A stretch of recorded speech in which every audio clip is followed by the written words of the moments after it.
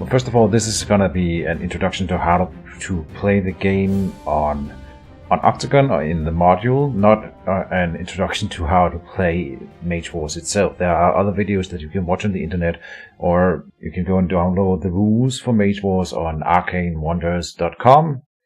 Of course, if you end up playing the game online and like it a lot, I would recommend that you buy the game from their website so that you support the Mage Wars franchise. So I'll post a link in the description down below to the Octagon website where you can go and download the program itself. You'll also need the Mage Wars module, which can be found on the forum and or our Discord, both of which I should also link in the description down below. So once the thing is installed, this guide will then assume that you have done those things. So here you come in and you will log in to your account. You need to create an account which is free. You can pay for Discord for Octagon if you want, but it's not required. Then once you are in here, you need to go into the deck editor first of all and create a deck, which you just go in here, say new Mage Wars deck, and then you can put all of your cards in here. So let me load up a deck that I have created, good old one here. And the most important part when you're doing building your books, it is to have the stat card at the very top of the list. Doesn't matter what categories you are putting the cards under, that's just for your own organization. But at the very top, at the very first thing in the book must always be the stat cards. This tells the builder what mage you are playing. And then when you come up here and click Validate Mage Wars book, what you need to do at the end, it will count your spellbook points for you and also tell you what mage you're playing and whether or not any of your cards you have picked are illegal. So if everything works, it'll look like this. Then you have to go in here and click save. That's all. So then the book is ready to be played. When you want to play a game, you go in onto the play or spectate site here. You can see there are already people playing. Lovely. Then you click Start Game and you can choose any title here. Mage Wars is fine. Click Start. It will open a little window like this, which should also pop up in the Open Games list here in a second. There we go. So now Keejchen has a Mage Wars game running named Mage Wars, and it has been running for 0 minutes. Right now we are not in a game, but we also need an opponent to play effectively, right?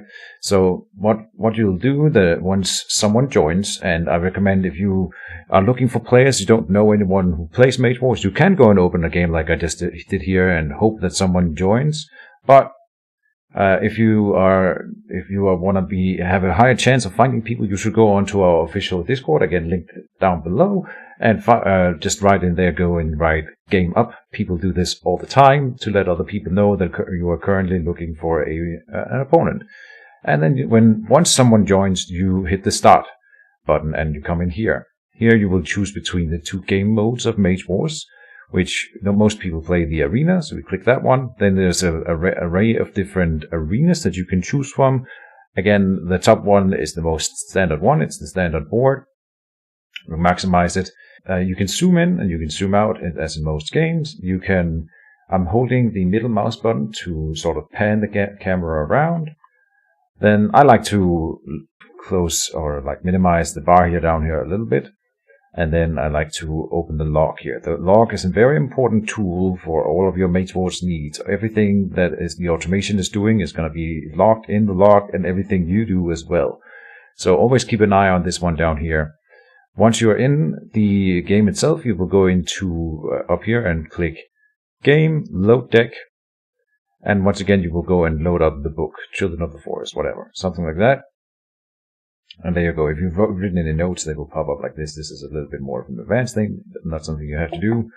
And then to click to put cards onto the board, you double click them in your book. They pop out.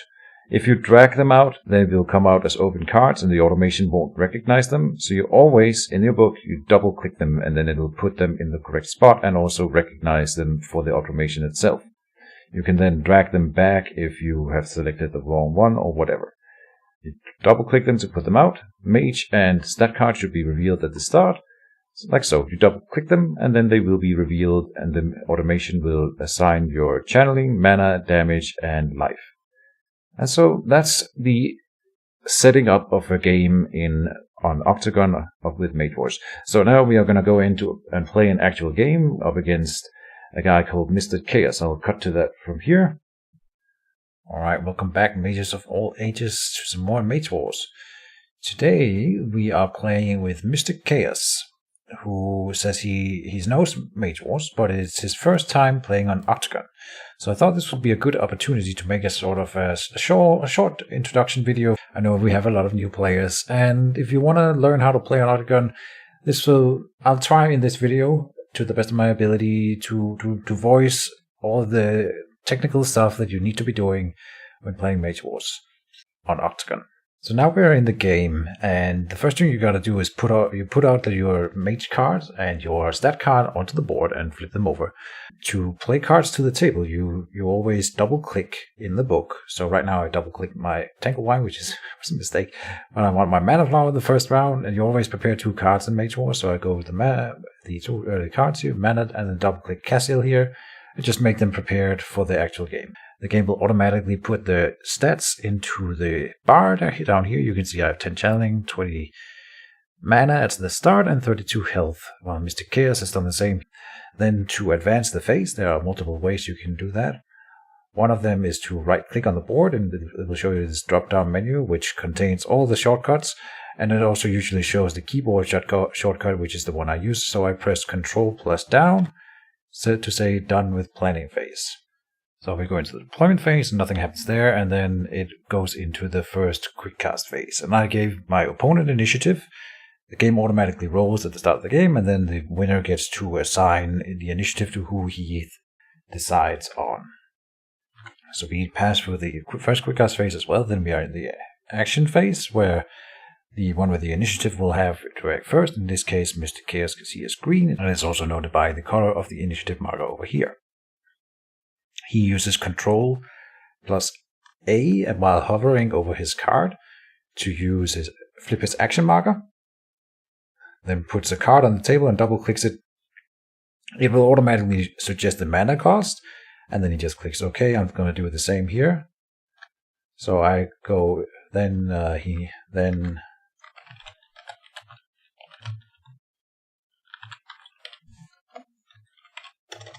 plus right arrow.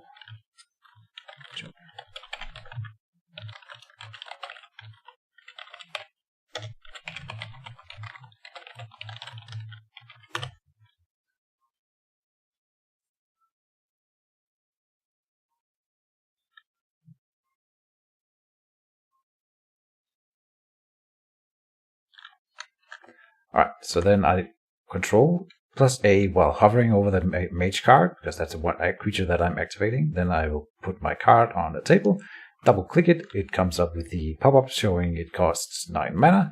I just click it OK, and then the automation will do the rest, summoning the creature. And then I press Control down to indicate that I'm done with the action phases, and my opponent can do the same.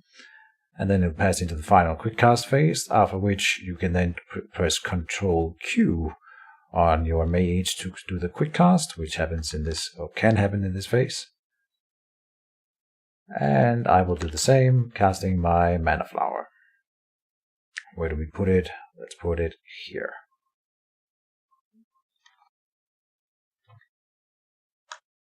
And then that is the end of the first round.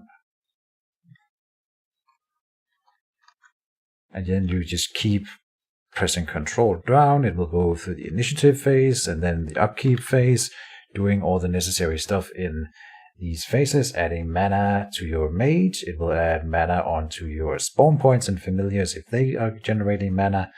And regeneration and burning and all of this will usually be automated. Do keep in mind that not everything in Mage Wars Octagon is automated, so you do have to keep an eye on it, but most things are. So let's just cut to the end of the planning phase. Then we're back in the deployment phase, where nothing is happening because none of us has played a spawn point. But then we go into the first phase. Now I have the initiative. I have put down the Dragonclaw Wolverine and the Osirian Robes, which is a deck that I've been playing with a lot on YouTube as well, so you can find other videos of me playing this game. And Mr. Chaos City was a fan of the channel, so he might actually already know it. I'm just gonna do my summons here, getting that awesome creature on the board, the Dragon Claw Wolverine. It has a lot of stuff going on for it, so I don't want to go into detail what this creature can do right now, but if you know it already, then you should know that it's a fun one.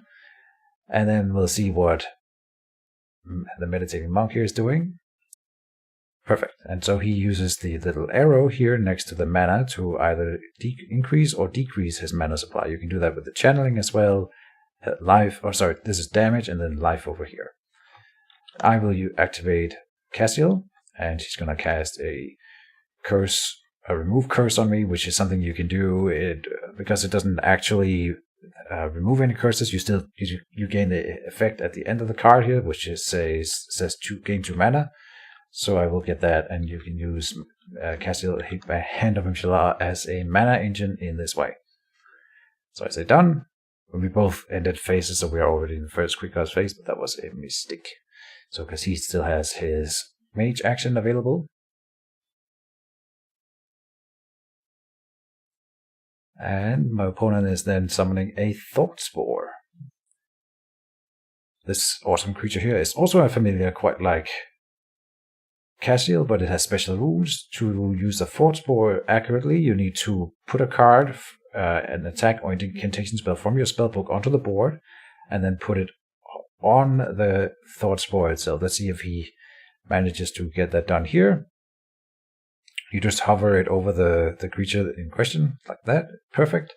And then it will attach to the Thought Spore. Alright. Then I will cast my final quick cast, which is my Assyrian Robes.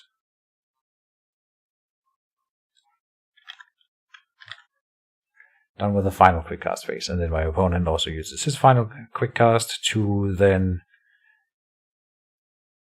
enchanting his Thought Spore. And he does that by holding, if you hover over a creature or a card that you want to do affect another card with, you usually hover over it, then hold down Shift to draw an arrow like this, and then you release it over whatever you're doing. So he did that with an enchantment onto his Thought Spore. That's how that works. And then that is the end of this round. If you're watching this video and you're curious about Mage Wars and how to play it on Octagon, and you feel like this video doesn't answer all of your questions, just drop a comment down below and I will do my best to answer any questions you might have. And we're in the first quick cast. Oh, and I forgot to put a card on my Cassiel. It's fine, we can do a round without Cassiel casting anything, it doesn't hurt all that much. Action phase starts and he is meditating with his Meditating Monk. So then I will, let's see, just activate Cassiel and do nothing. He is quick casting something from his Force Master. Another enchantment. Yep, so he's enchanting his Force Master, and that doesn't end his action. Quick casting does not count as using a creature action, so you still need to activate a creature. And he pays 3 mana to reveal a Cheetah Speed, which gives him fast. And he did this just simply by double-clicking the enchantment already attached to the mage, and again it will suggest any costs that are already on the card. So then he can double move and do an action with his mage. So he's coming straight for me.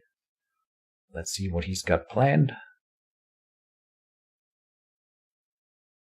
Casting a card forward there in the middle. It is a Mind's Eye. Okay. This beauty here. Alright.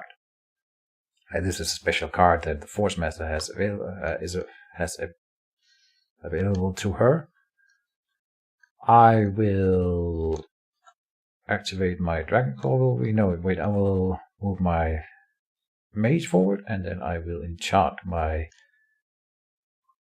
Dragon Claw Wolverine with Bear Strength. So I just drew an arrow to the Dragon Claw Wolverine from the Bear Strength, and it's just the 2 mana which it costs to enchant a creature with a face down enchantment. Now it is attached to the Wolverine and will follow it around like the Cheetah Speed did on the Force Master over here. So then he forgot to flip his action marker, but as I said, Mr. Chaos is new, so he may not remember to do everything accurately. It doesn't matter all that much. We know that he activated his Force Master. He is then targeting me with a spell, which it probably will not.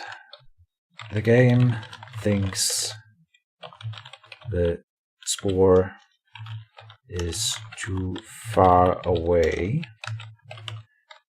Move it to the eye while casting.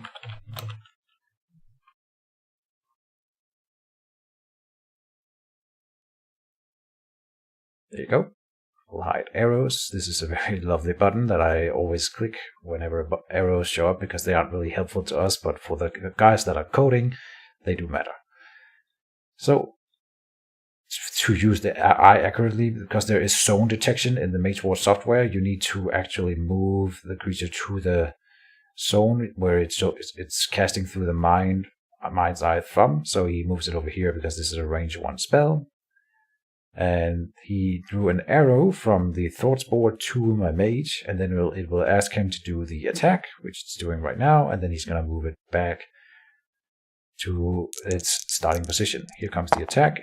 The game automatically rolls any attack dice. So it rolled 3 here, 1 normal damage and 1 critical. The game suggests an amount of damage and effects if necessary. So they will be added if I click yes.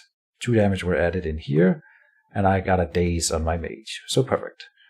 Then I will move my Dragonclaw Wolverine all the way over here, double moving, and then I will cast the Chassés, which I arguably should have done before. Oh wait. No, yeah, it rolled 3 dice and it's a 4-die attack, but I have ages from my Assyrian ropes, so it's perfect. It worked out precisely as it was supposed to. And then that is the end of the round. Alright, then we're in the deployment phase. I have Enchanter's Wardstone, Wolf Fury, and Divine Protection on Cassiel for this round. First quick cast phase, I'm not quick casting anything. Alright, then I will enchant my Dragonclaw Wolverine with my Wolf Fury, and then move up to attack his mage. And again, to attack any creature with another creature, you just draw an arrow with my holding shift while clicking on the creature, then drawing it to the creature in question, then releasing. It'll come up and ask whether or not I want to attack. It's asking me for 3 dice even though I have the enchantments on, but it will ask me to reveal those enchantments. It will also ask him to use defensive stuff if he has any of that on his mage, which he does. So right now we are waiting for him to make a response to that. He rolls the die, fails to defend himself, then it asks me whether I want to reveal anything. And I do, so I reveal my 2 enchantments, getting up to the 6 dice attack that are then going in on his mage.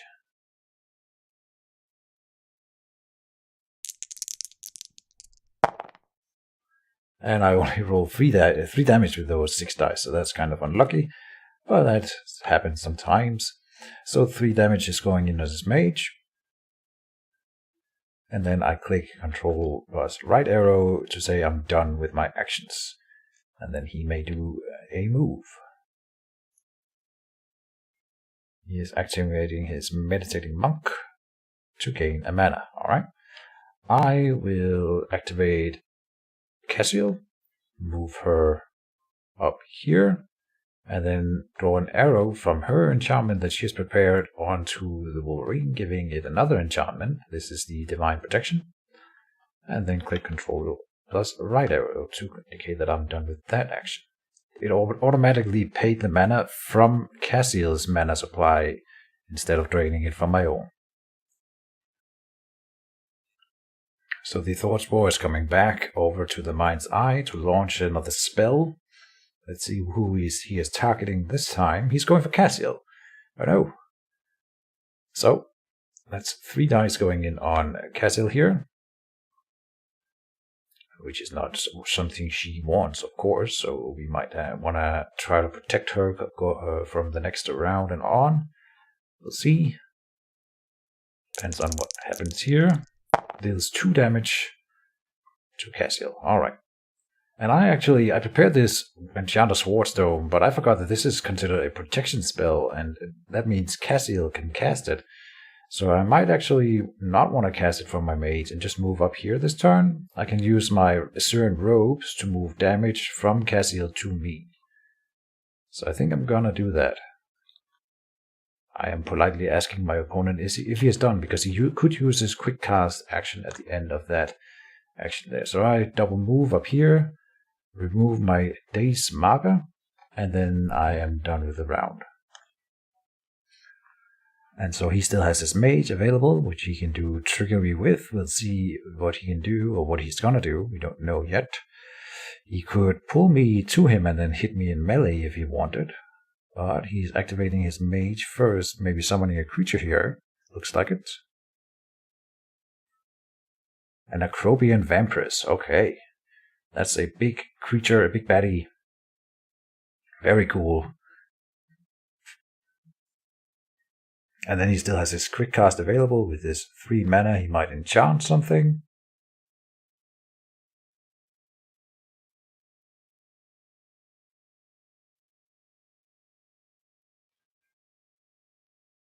He is enchanting the Acrobian Vampiress. Alright. And then that is the end of this round. Using robes to move damage. So I'm indicating to him here by holding my cursor over the ropes up here, then holding shift and just clicking on it instead of drawing an arrow. It will indicate the actions that you are, like, it will mark the card like I did here, and then I move 1 damage over to my mage from Cassiel, just removing the damage from Cassiel by dragging it off of her card. And then I'm adjusting my own damage supply down here, and then saying end of upkeep phase. And we're done with the deployment phase here. So in this case, we ended up going to the deployment phase before he was prepared for putting down his cards, which is not a problem. You just let your opponent do it after the phase has passed, until everyone is ready, and then you pass phases again. The game is very fluid in that way. You don't have to be a hard ass about everything that happens. And first quick cast phase, he passes his quick cast, but I'm quick casting. I have prepared Eagle Wings, Cheetah Speed, and Enchanted Warstone on Cassiel. So I'm casting the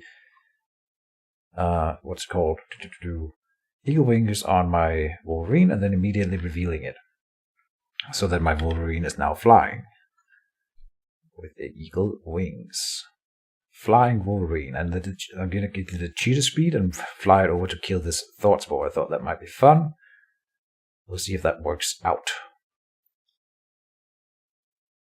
It also makes it so that he can't hit it with his mage, but he can hit it with the Acrobian Vampiress because she can become flying during her action phase. So he's moving his mage up. Let's see what he's gonna do.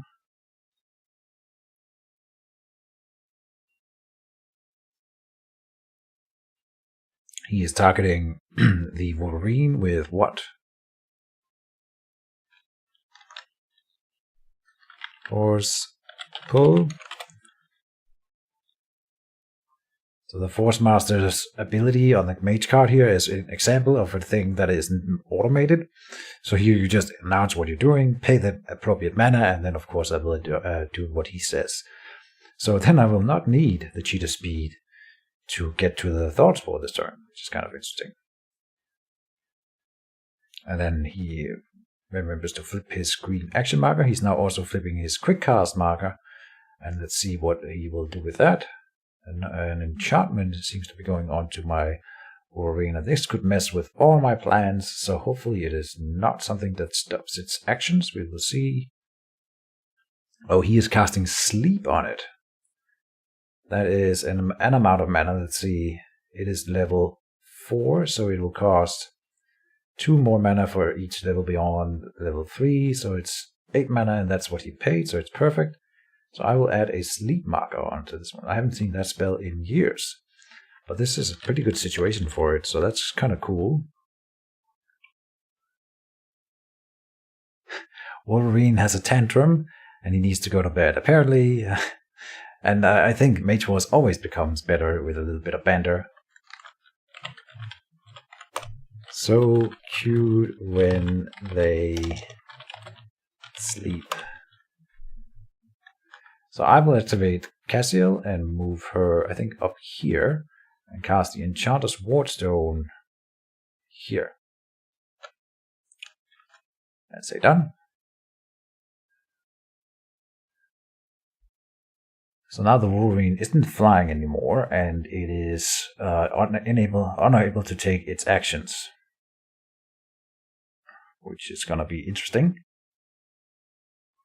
Let's see, the vampire will probably fly at me then, I could imagine. Now the priestess is very good at removing conditions specifically, so I might just move my mage up here, double move up here, or I can move up here and do it, in fact, from next turn, so that should be okay.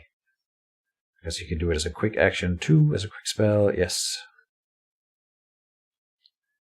He is meditating with his meditating monk. I will move up with my priestess, and I will enchant the Wolverine with my cheetah speed, even though he can't use it this turn. And then say done. Now I'm out of reach of both his Thought Spore for the turn and out of reach for the Vampirist, which would be quite nice. We get to survive a little bit longer.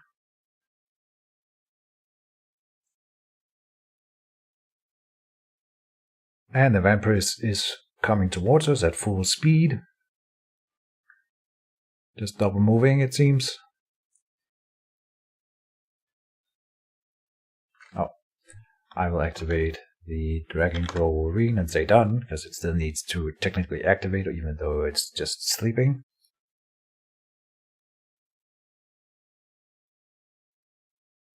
He discards sleep.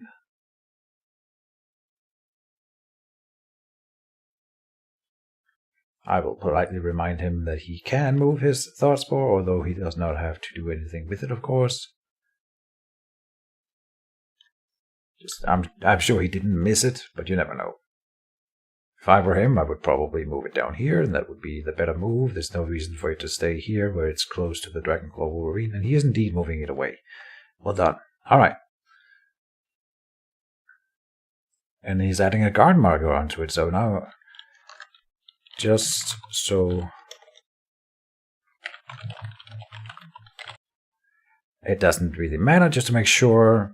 Because when a creature is guarding in Mage Wars, it also loses flying. It doesn't matter because my Wolverine is also flying. Alright, and he says it's fine. Good, end of the round. And we arrive in the deployment phase. I have Leather Gloves, regular belt, and then a restore. Oops. Planned the wrong spell. Mind if I change? So here I'm gonna ask because I put the wrong spell here. It was supposed to be a Galvanize on Cassiel, not a Restore. Alright. And then a polite thanks. So I have initiative. I'm gonna quick cast. I'm quick casting my Leather Gloves, so I have more armor against the incoming Necrobian Vampirist attack. Let's meet on with the first quick cast phase.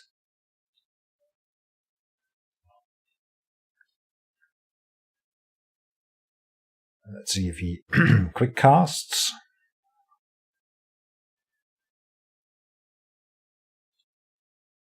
And we are going to be using the Galvanize to remove the sleep from the Wolverine, because I will... Let's see...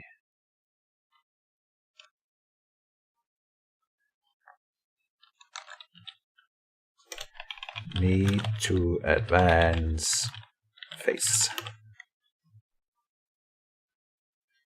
It isn't super strictly necessary, but it's good to get it under the belt, so I'm just pointing it out. And then I will activate Cassiel, move her over, and use her to enchant the Wolverine again. And say done. And I was expecting him to go for Cassiel and not my mage if she didn't move first. So that's why we're doing it this way around.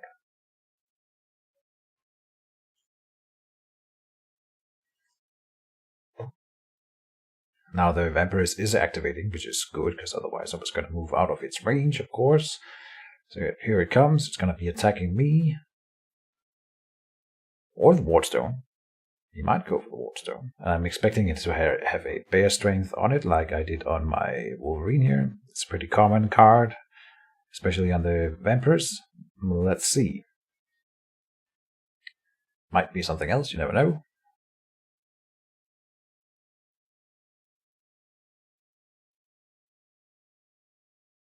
The attack was cancelled, so he's probably curious about his enchantments. It will ask for most... Okay. Enchantments.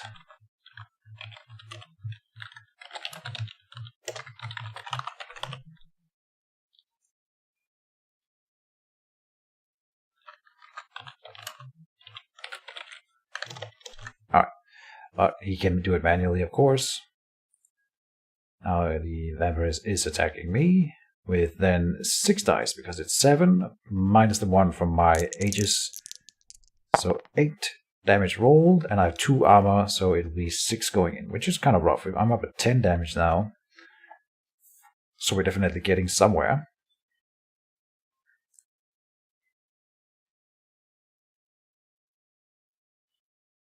Then he is quick casting onto the Necropian Vampirus, okay, and enchanting it, okay. Fair enough. Done with action phases. Not entirely, but it's fine. Then I will reveal my Galvanize. Then I will pay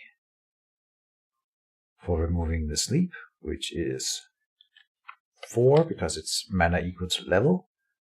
Then I reveal the cheetah speed and fly over to the Thought Spore to attack it with now 7 dice. And it even shows us a kill chance in here, so it's 59% chance that this attack will kill the Thought Spore in this attack. He plays 5 mana to reveal a reverse attack. Ouch! I will reveal Divine Protection here. Yeah. In defense, so it's only 6 dice. Ouch! 8 damage in the bleed on itself. Ouch! And then done. That hurt. He may counterattack. He is retaliating. Okay. But it deals no damage. That could have landed a rage token on my Dragonflow Wolverine here, which is kind of what I was hoping it would happen. Not, of course not the retaliation here, the reverse attack. That was not part of my plan. But oh well, it happens.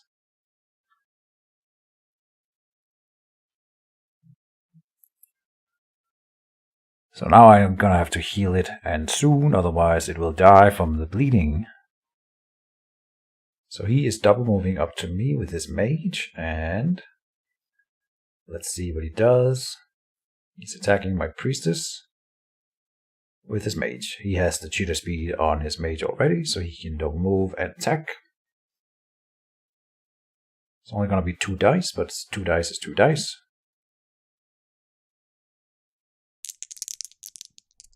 Oh, but he rolls 3 criticals, so 3 damage taken. Ouch. And I roll really well with the Wolverine, but attacking myself. So that's kind of bad. Alright, this game is going really bad. Really poorly. I will say pass. Yeah, he again forgot to flip his mage marker, but he has his Thought Spore and his Meditating Monk available, and as long as your opponent has more active creatures than yourself, you may pass. So I can pass once. Now he needs to spend an action marker, then he will have 1 active creature, and then I cannot pass anymore. Alright, so then I will move out of this zone over here and activate or cast my Regrowth Belt. Like so. And then say end of the round. For me, he still has his Thought Spore available.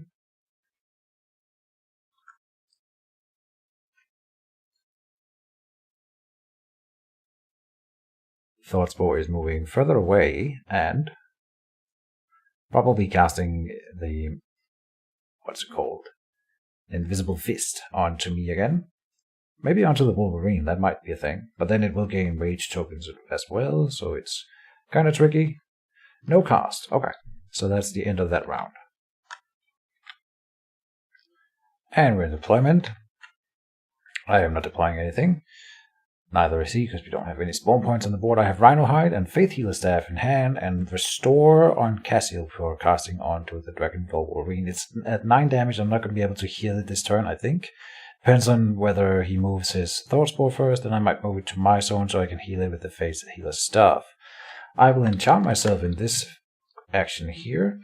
So this is giving me Rhino Hide 2 extra armor, but it also looks as if it is a Nullify, which will protect my Regrowth belt if he attempts to solve it in this action, which I'm expecting might happen, but you never know, we'll see. So the Thought Spore is moving first, running away. No, it's shooting at me. Okay. Targeting Priestess.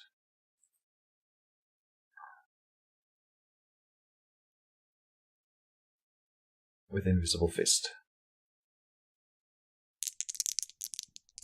And it deals 0 damage that time, but it is. And that will go in.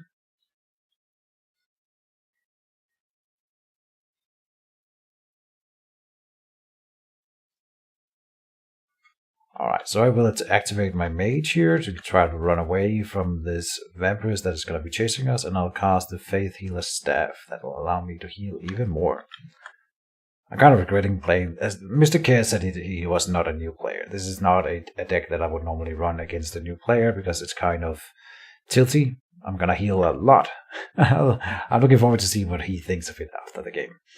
And, I might just die before I really get all the healing online, but you never know.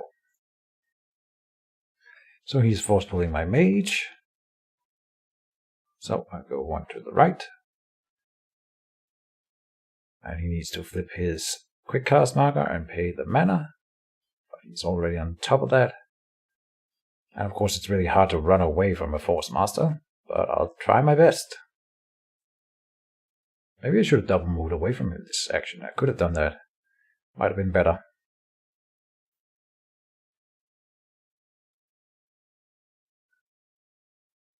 Because 7 dice again, it's gonna hurt. For sure.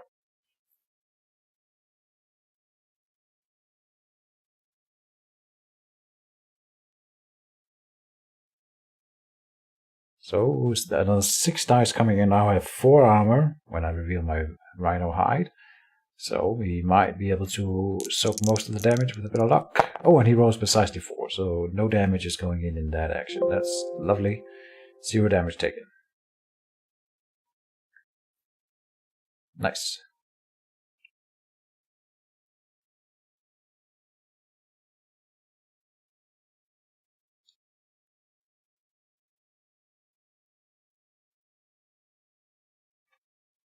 And so I will move my Cassiel away and enchant the Wolverine here. With the Restore. Yes, just in case it was gonna be attacked by something that would kill it, we can now heal it or give it extra health for 3 rounds. And then I might have time to either heal it or remove the enchantments and move them onto another creature with the enchantment transfusion. Which is a very complicated card. So again, maybe not the best deck for showing off for beginners, but we're just showing off the mechanics of Octagon more than anything. And you can pause the screen at any time to read a card. I know I'm not really good at talking about every card, but you can always pause the screen as the card is maximized. He says done. Yeah, he used his Monk. Then I will use the Wolverine to attack the Thought Spore. Now there is no reverse attack on it anymore, so we might be able to kill it. 7 dice going in. Same kill chance as before. He did not kill it, but he did make it bleed. And it will die from the bleeding, then it'll take 1 damage per turn. So it took 5 damage, so it'll take 2 turns to die from the bleeding. And that'll be good enough. So he is targeting my Priestess with a card here. He's targeting my Regrowth belt with a card. And he casts Steal Equipment. Alright. So that's a really good demonstration here. So you right click the belt and select take control. Perfect. Yep, and then he moves it to his area over here. And the game will now recognize it's all yours. Alright. Very well played by him. Taking my regrowth away and also giving it to himself. And then that, I think, is the end of this round. Then, in the following upkeep phase here, I will indicate to my opponent that I'm using the healer staff, then pay the required amount of mana manually. In here, 1 mana to roll 1 attack die to heal myself. And I heal myself for 2 damage. So like that. And then that's it. Into the upkeep phase. And we're in the deployment phase here. So I have prepared Renewing Spring and Hand of Mipshala, and then the Divine Intervention on Cassiel. First quick cast belongs to me. I'm not going to quick cast anything. No. So done with that. Let's see if he is doing anything in this action. He might cast a Force Hold or Force Crush on me, but he didn't in this turn, at least in this action. So I'm going to move up here and cast both of my spells. I need the Renewing Spring down, and I will also cast the Hand of Mipshala before I'm dragged away by the Force Pool. And so I will immediately use that, I think. I don't know. Oh, yes, I guess I will. Just to heal my Wolverine and get rid of the bleed. Here, it even describes it here in the log. Always look at the log. That's another really good tip for Mage Wars. I always enlarge it, and I shouldn't make it this large because I've heard that it overlaps with the cards sometimes there. So, yeah. There you go, a little bit lower. But this log always contains every piece of information you would need. So always look in the log. Basically for everything, I look more in the log most of the time than I do at the actual board, because everything is going on in the log. It's easier to discern what has gone on, what did your opponent do, and did I do everything in the right order? Did I miss something? Everything is displayed in the log. So he is activating his mage. And is targeting my Leathershore says with steel equipment. That you cannot do.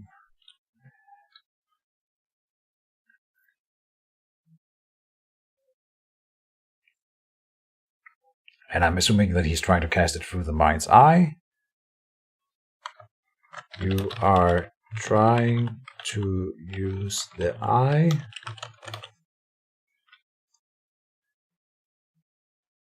Yeah, because it's range 1. And you might think that you could then cast it through the Mind's Eye, but only quick cast spells can be cast through the eye, and this is a full action spell. Only quick cast spells may be cast through the eye.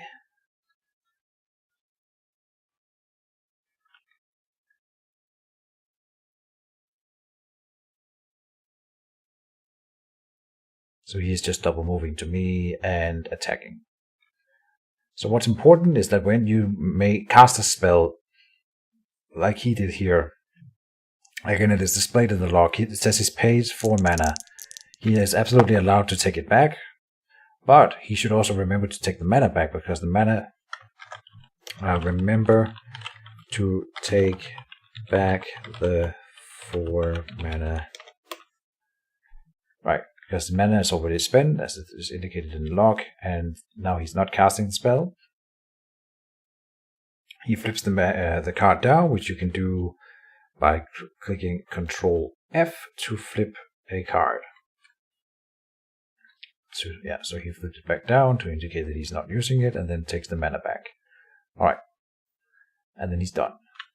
So then I will fly my Dragon called Wolverine 2 zones, and because it is a fast creature at the moment, it can also do a quick action, and using the Renewing Spring is a quick action, so I'm gonna drink from the well here. The spring, healing for 3 damage. Putting it down to 7 damage, which is still pretty nasty. Got really wounded during that one attack, but he will recover hopefully.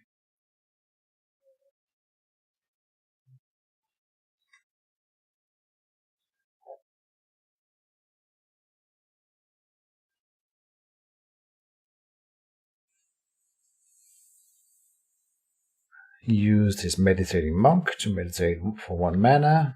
Then I will activate Cassiel to put a card onto my mage. Say done. Oh, and this is the Divine Intervention, which I can't use right now, but it's nice to have on your mage at any time. It's an epic card, so you can only have 1 in book. And this one is very, very powerful. It's one of the most powerful spells in the game. It basically can reveal at any time to break an opponent's spell or attack or anything to interrupt, and then move your mage to another zone in the arena. And it gets rid of whatever they're trying to do. So now he's casting Dissolve onto my Asuran Robes here. Alright. 5 mana for that, and yes, he paid it, so there's nothing to prevent that. And I could have revealed Divine Intervention to break that, but I don't have the mana right now. So there was nothing that I could do.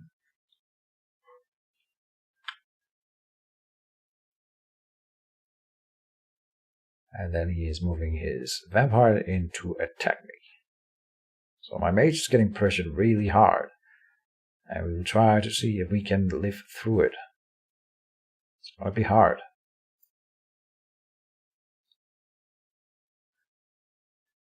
So now I don't have the Divine Protection anymore, or the Aegis, so I will be taking 7 dice to attack here. It rolls 2 normal damage, but 8 critical, so 8 damage is going in. That's kind of rough. Ouch, putting me up to 17.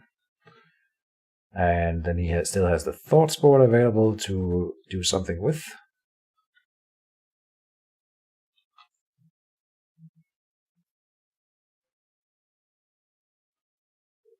And since I have moved and activated all of my creatures, he might as well just move and do all his stuff.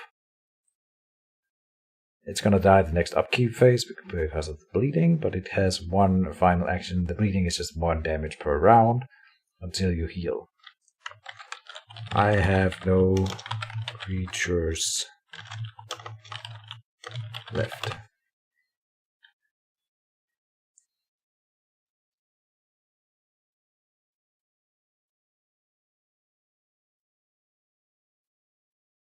So it is indeed throwing a spell at my mage, it looks like. Final Invisible Fist before it goes down.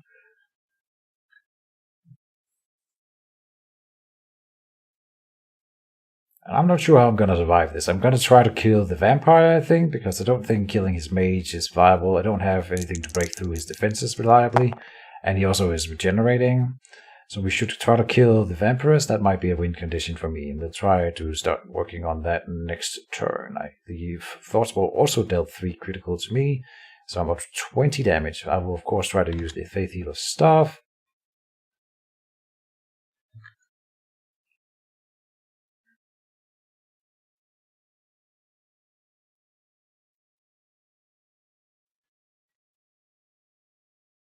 And moving into the upkeep phase, the Thought Spore takes the final damage automatically by the bleed, and then it will pop up a dialog box for him asking whether or not he will allow the Thought Spore to die, and if he clicks yes, it will automatically discard the Thought Spore. I will spend the Faith Healer Staff to pay 1 mana,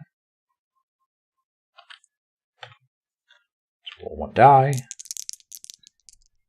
And again, heal 2. Lucky. Alright. Oh.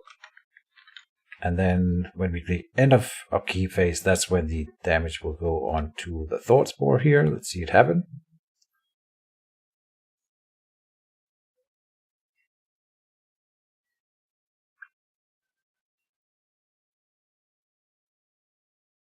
One damage added to Mr. Chaos's Thought Spore. It should ask him then for the destruction.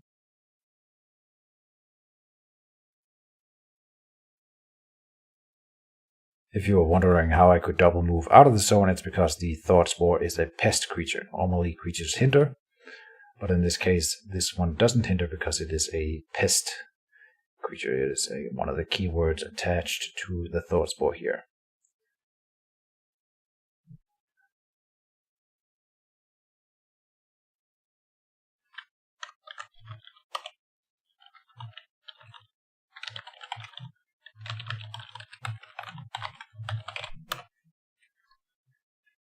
And he did indeed discard the Thought Spore.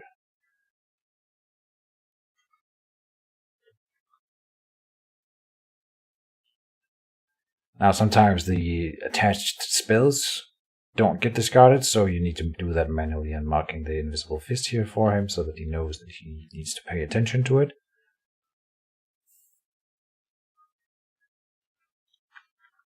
And we're in deployment phase, and I'm now, as it's indicating. And we're in deployment phase, and now I'm occupied by, my chair is occupied by a hamster, so if you hear sudden noises in the background, that'd be why. She needs to come out of her cage every once in a while. She loves crawling about on me while I play. So there you go. I have Assyrian Robes, Guardian Angel, and remove Curse and Castiel for the 2 mana that we will need to afford these 2 spells this round. It's going to be good. And I think the Guardian Angel will be quite nice for keeping me alive for a while. We'll try it out at least.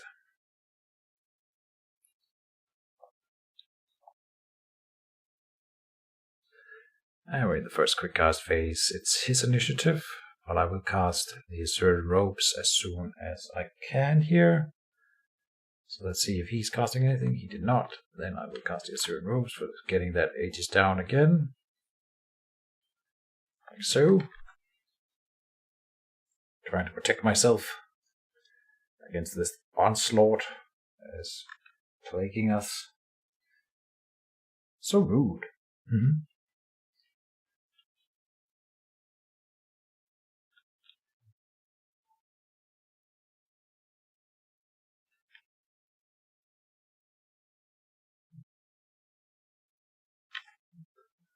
And Force Master is spending her action marker in this scenario here. She's using her Dragon quick cast to target the Dragon Claw Wolverine force pushing. Just put the card. Now, you can put the card where you want to push to. Maybe he forgot that it was fast.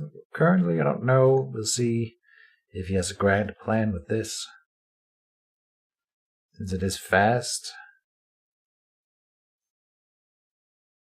that seems irrelevant. I'll take anything I can get at this point. I'm being pressured so hard. And we never know. Use another spell for it, so there might be something.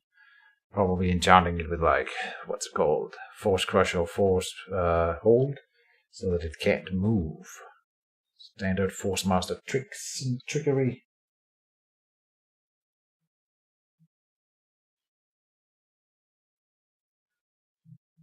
Alright. I will, with Castiel, I will cast the remove curse onto myself and then adjust my mana accordingly. Say done.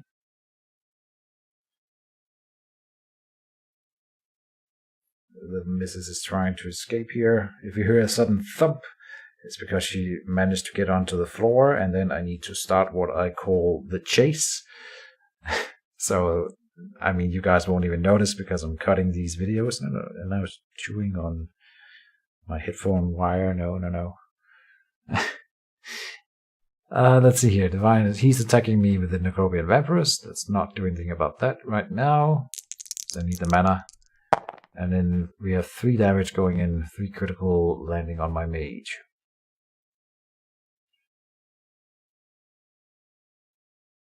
Alright. Then I will attempt to move my Dragonclaw Wolverine.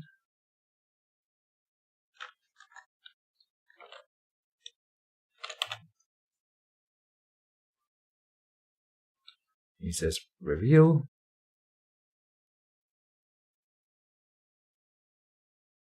And I forgot what I have face down here. That's at the store, right? It is a Force Crush. Alright. Yeah. So now my Wolverine will be dying in this zone here for the time being.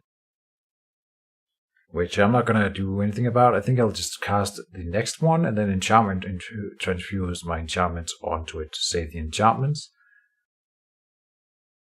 Yeah, that's fine. He's trying to rotate it, which you can do with Control E here, which is smart. Now he's flipping it down. Pays 5 mana, reveals 4 crush. Didn't he do that already? Ah, he didn't, right. Yeah. I will add a guard marker to it since it cannot move, and then I'll say done. No worries.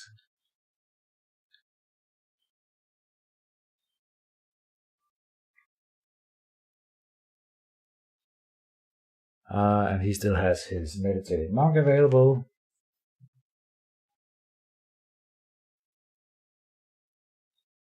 Which will gain him a mana, and then I'll cast my Guardian Angel.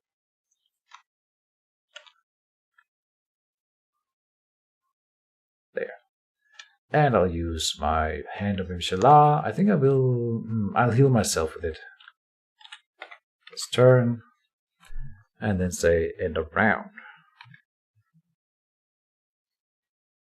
And we're in the deployment phase, nothing going on there. I took 2 damage on my Wolverine and will be from every turn here on with the Dragonclaw Wolverine here. But I'm going to be teleporting it into this zone where it can stand and heal. It's draining him of 4 mana every turn, so I decided that would be a good idea. And we'll see if it teleports it out, but he can't be pushed around anymore, which should be... it's going to be interesting to see what he's going to do with that. First quick cast phase, I'm not casting anything. And I think I'll actually just move in here and use the Renewing Spring with my mage instead of casting this Consecrated Ground in there, which is what I was going to do. Cassiel can also do this next turn, so no hurry. Action phase, I will move in with my mage, bring from the spring, healing for 4 damage.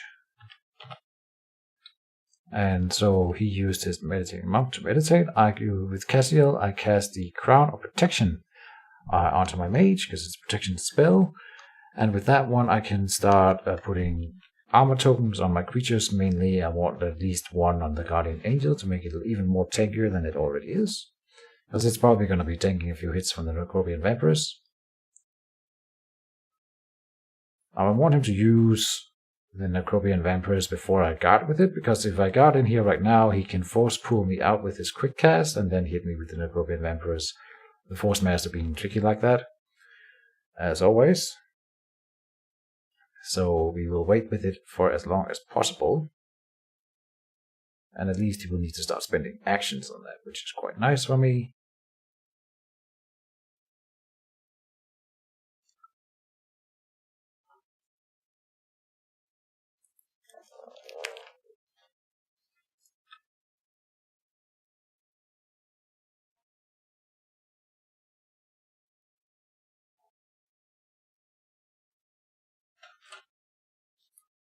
And here comes the Necrobian Vampirus going for an attack on me.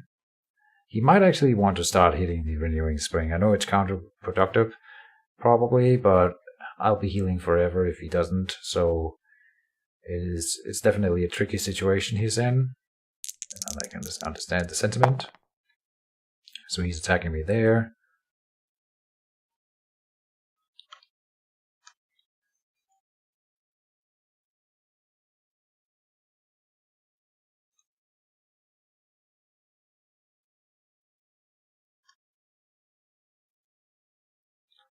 And then I will move in with my Guardian Angel and guard. It can still be pulled away, but as I said, it'll just cost him an action every turn, which I guess I'm fine with that. Although it is not the most productive thing. Or the best solution for me, you should say.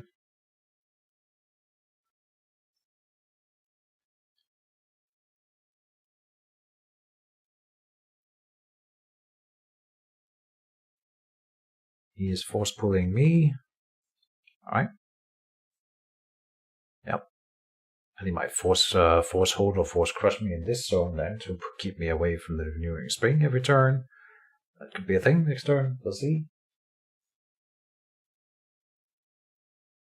And he says he wants to use the action markers to pull instead.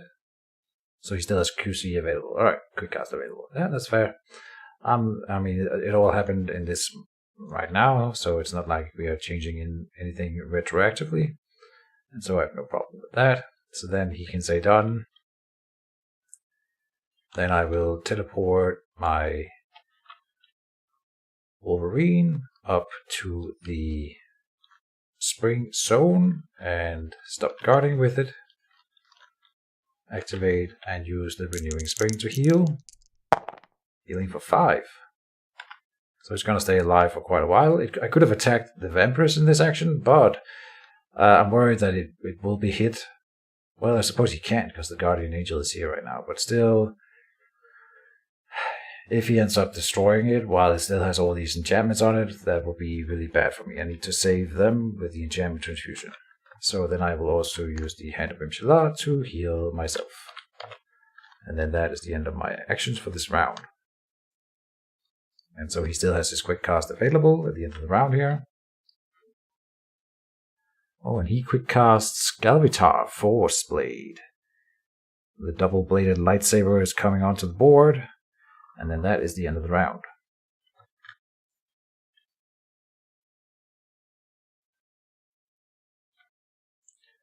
And we are in the deployment phase. I have what? What do I have? I have Blessed Focus, Enchantment Transfusion, and then I have a Consecrated Ground ready on Cassiel. The Blessed Focus can only be cast on living, haunted creatures, which is why it's going to go on the Guardian Angel. And then we have the Enchantment Transfusion for the Wolverine. It is his initiative, because it's green. So let's see what he does. He can attack me with the... He's targeting a card. This card up here. Alright. See what he's going to do with it. He's activating his quick cast marker.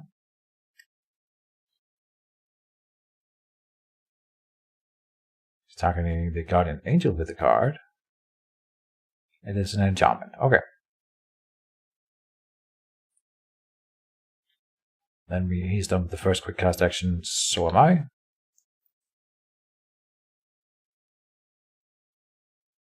So he has first creature action.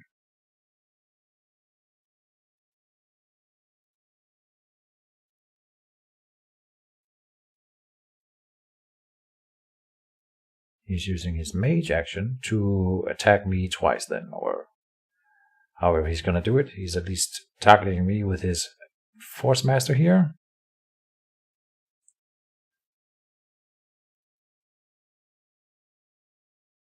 I healed with my Faith Healer Staff in the upkeep phase, getting, I think, 2 again.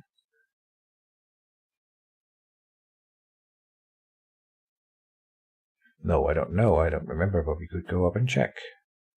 Yes, 2. Yeah, he's targeting me with a thrust from his Force Master. 3 dice, rolling 2 critical. So I'm taking 2 damage. And then I will move in here. So this is probably a force hold or force crush to make it so that my Guardian Angel is not defending me once I come in. Well, we'll see.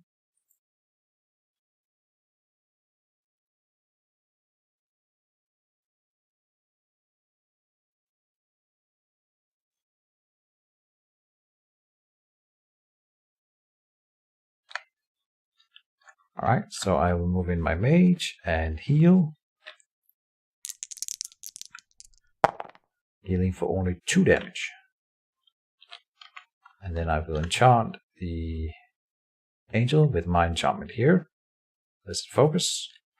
And if it's a nullifier, he would have to... Normally you should ask if your opponent has a hidden enchantment, but I doubt that it is a nullifier. So if he's going to reveal it, it's fine. I'm sure he's paying attention right now, so it shouldn't be too much of a problem. And I'll say done. Let's see if we get to defend, or he's paying 6 mana for a mind control. So he's taking control of my Guardian Angel.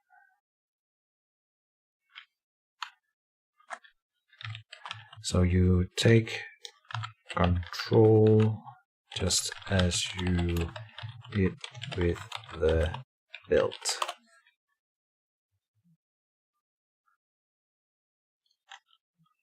Then I am removing my own action marker from it, and I'm just going to copy one of his, like this, putting an extra action marker token on the vampire, moving it to the guardian angel. Then we will remove the guard because it's going to get a stun marker. And when it is stunned, it cannot also be guarding. There. Mind control. Very awesome card, only it's mind made only. And there you go. So now it is indeed his creature in every way, and I just enchanted it, so that's fun. But this one is one that will be a priority for me to disenchant, or sorry, dispel. Disperse or dispel. So we will do that in the next action. Alright. Yep.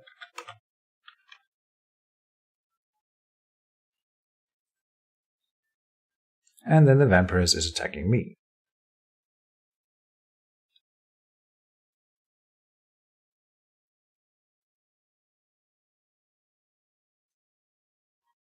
Nothing to reveal for me here. Dealing 6 damage, but I have 4 armor, so it's 2 going in. Yes. Alright.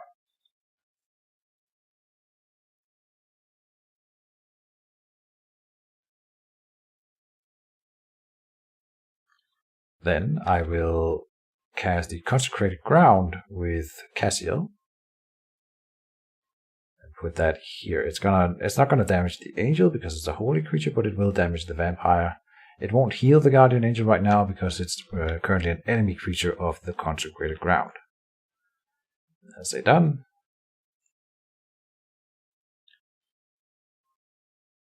He meditates with the meditating monk. I will try to go all in on killing this Necrobian vampires. Let's see if we can do that. So I'm going to hit it with the Dragon Claw Wolverine. I'm even going to give it an extra melee token from the Hand of Imshalar here. So 8 dice.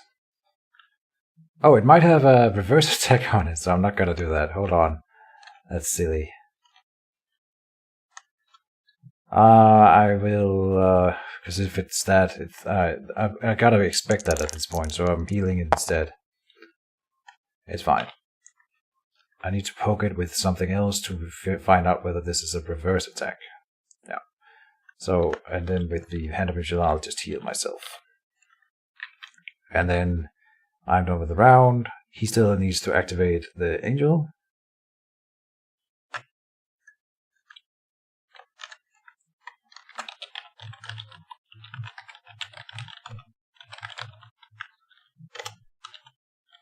Angel activates, get rid of stun.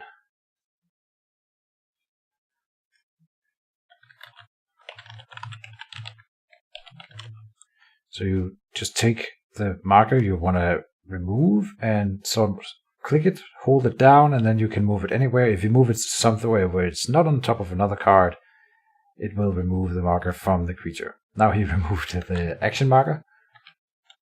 So I'm gonna give him another one. Try again.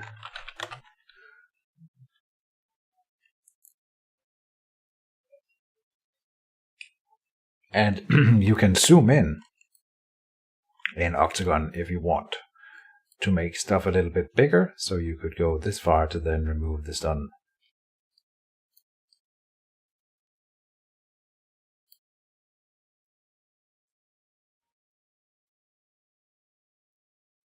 And he did it. Alright, so the stun has been removed, and that is the end of this round.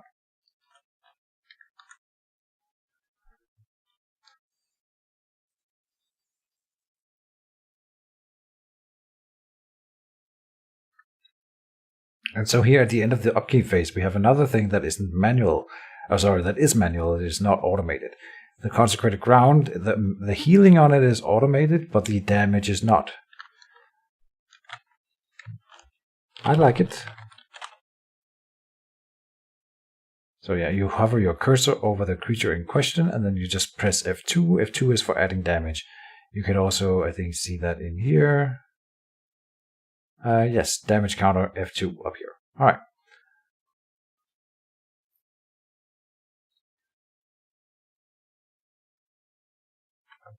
And we arrive in deployment. Then we will switch to the first quickcast phase. I have Dragonclaw Wolverine, Dispel in hand, and nothing on Cassiel. Cassiel is going to attack the vampire this turn and check it for any kind of block or something like that. So first quickcast phase, I have nothing to cast here. No reason to remove the mind control right now. Then I will move. Let's see. I'll move Cassiel down here and attack the vampire to see if it prompts any reveals.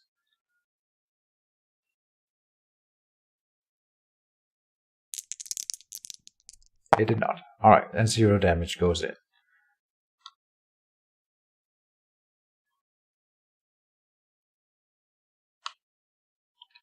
Then I will quick cast and remove the mind control from my angel.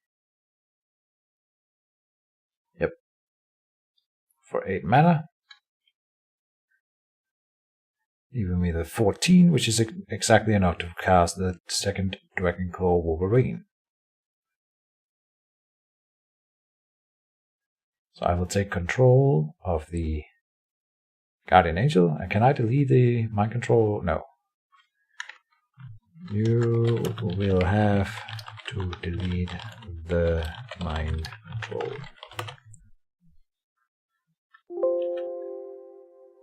Let's see if I can do that again. Try to add a stun. Yes, then I remove his green action marker and give it a blue action marker. Like so. He's casting an Acid Ball onto my mage here. Acid Ball will guaranteed put at least 1 corrode marker onto me, which gets rid of armor, and it might even get 2. Doesn't even have to be lucky then. That's like 4 or above is 66% chance of 2 corrodes. Attack from mage.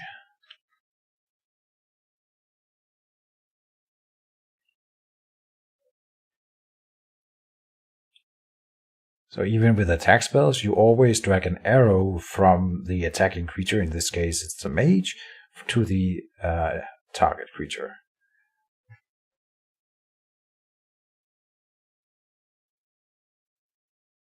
There, then he paid for it twice, but I will remind him to take the mana back. And he gets 2 corrodes through, yeah. So 2, but 0 damage going in. 2 corrodes is added. You paid for it twice then. So take 5 mana back.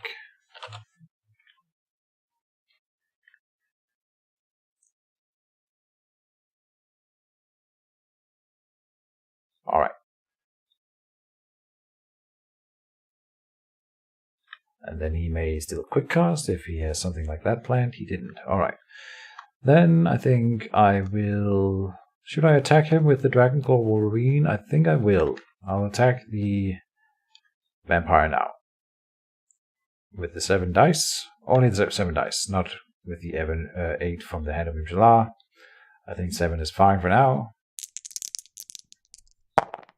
And it only gets 1 damage through. That's unfortunate.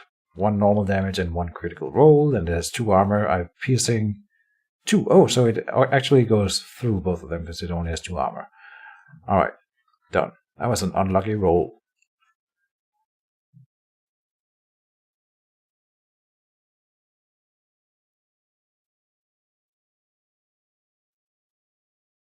He activates his monk, meditating.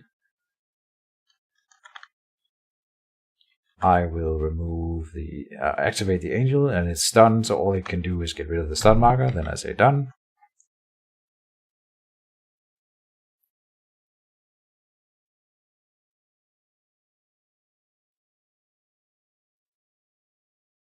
And he might go for the Wolverine right now. If he kills the Wolverine in 1 blow right now, then I think it's a lost game for me, because I would lose all of the enchantments on it, which I really don't want to. So this is a tricky round. If he did that, Then I misplayed it because I could have healed it with the Hand of Imjala. I could have drunk from the spring, which you will still have to do next turn. So it's tricky. But he is attacking my priestess again.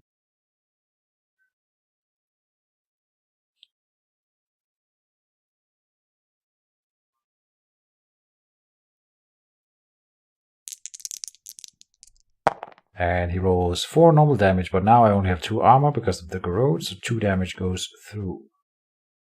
Alright. And then we will be summoning the Dragon Claw Wolverine. He healed 1 damage through the vampirism then. It's half of damage dealt round up, I think.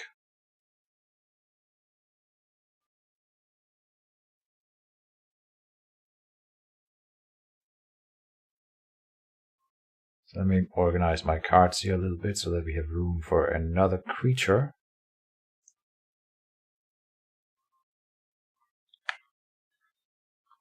And there you go. This is called the Holy Wolverine deck. For a reason. Oh, I'm gonna use my Hand of Imjala to heal my Dragon Claw Wolverine here.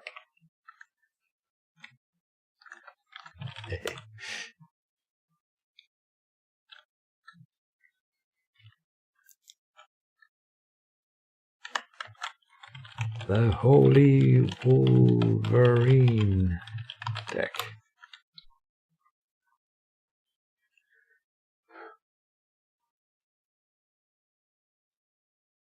Oh, and in the final quick cast phase, he is using his force pull to pull my mage, I guess. Yes. To him. Alright. And that is the end of the round.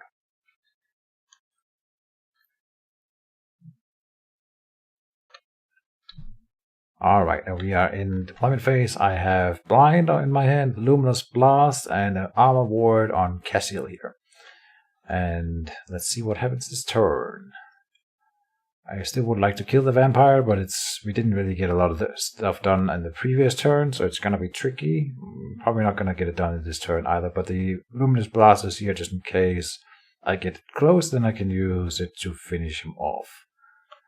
He says no first quick cast, same for me then. Oh no, I should cast the Blind on the vampire. Whoops. So that was a mistake. I'll do it next turn then. Or next action. But he is attacking with the Force Master first. He cancels that one. He should probably attack with the vampire first. I'm guessing that's what he's thinking here. Yeah, there it goes. Alright. And then not casting the Blind at the start was a big mistake for me. But it happens. And it's fine. Ended up targeting my Rhino Hide, and again, he's not hitting the mage card, and that's why it's not working for him. I'm sure he realizes this, and he will fix it in a second, I'm sure. Oh, he keeps targeting the Rhino Hide.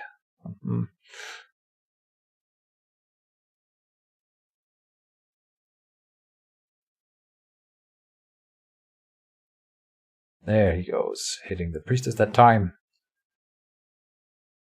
It's important that you hit the right thing, otherwise the game doesn't know what you're trying to do.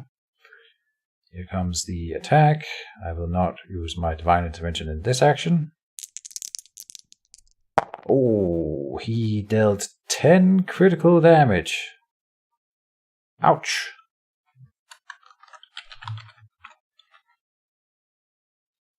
Ouch. That wasn't fun. Okay. Then he is quick casting something. A Wall of Force. Interesting. Yeah, he can absolutely do that. Now I might have to spend the Divine Intervention, so it's lucky that we have precisely 10 mana remaining here. But my Guardian Angel can go and defend me, so maybe we are not in that big of a trouble here. Yeah, I still would prefer not having to spend my Divine Intervention before it's absolutely necessary, so I'll hold it and discard myself with the Guardian Angel. It has flying, so it can just fly over the wall.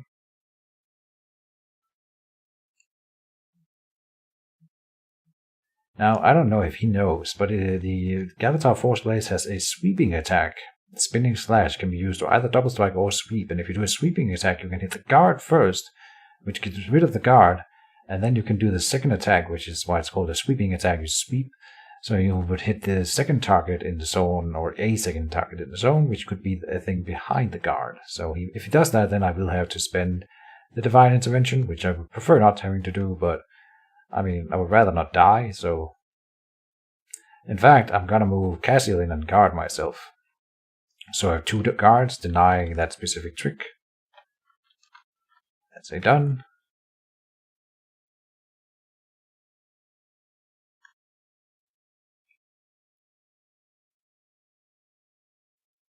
And I should have used the Hand of Imshilad to heal myself. But as I said, we can be 100% sure that I'm not dying this turn, because if he does any kind of attack on me, I'll just reveal the Divine Intervention and break the spell, and then I will at least have another turn to do some stuff and heal and so on and so forth.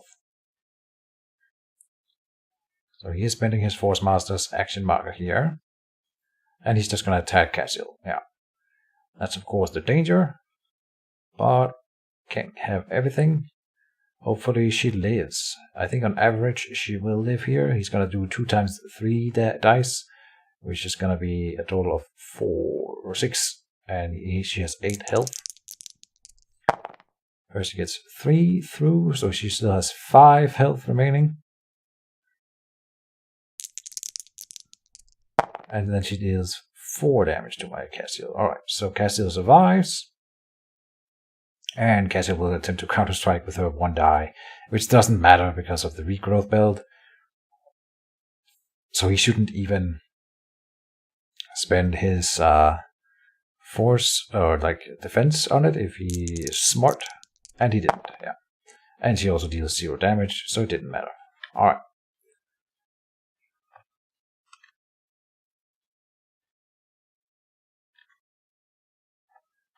Then I will use the Hand of Imshilad to heal Cassiel, because I don't want to lose her. My Dragonclaw Wolverine here will drink from the spring. Healing 3. And my other Dragonclaw Wolverine will start running around the wall.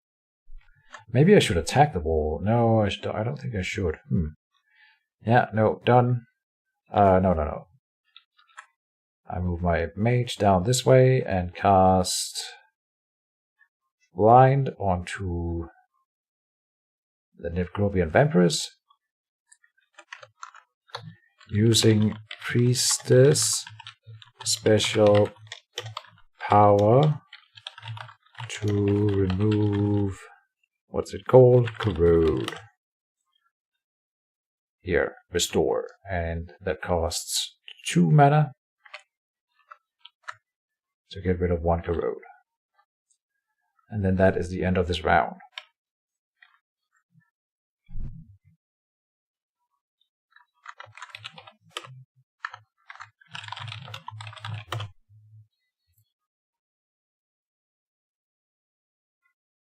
And he has Nullifier on his vampire, he says, so I have to destroy my blind here.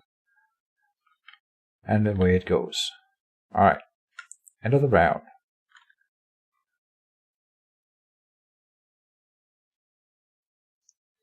Alright, we are in the deployment phase. And he chose not to play for the Force Crush this turn, probably feeling a bit of confident because he got me so low. So let's see if he can finish the game, because then if he doesn't, now this guy is both flying and not taking damage anymore. It's ready to come over here and help and destroy the vampire.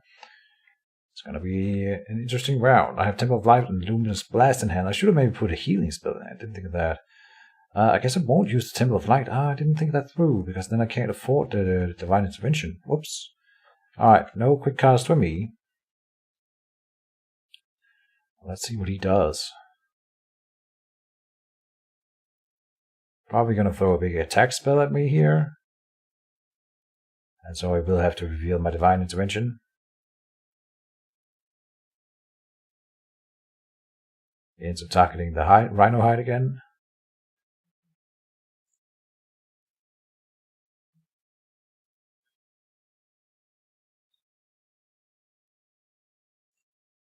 A Force Hammer coming down, indeed. And so I reveal my Divine Intervention. And move all the way over here.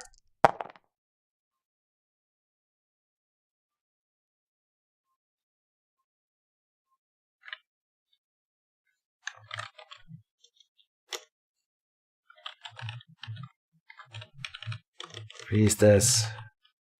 It's gone.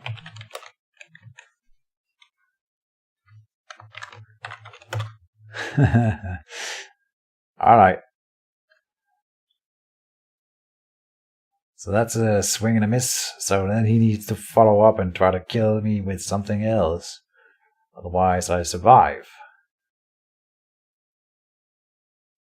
Killing Priestess is tough, always. So yeah.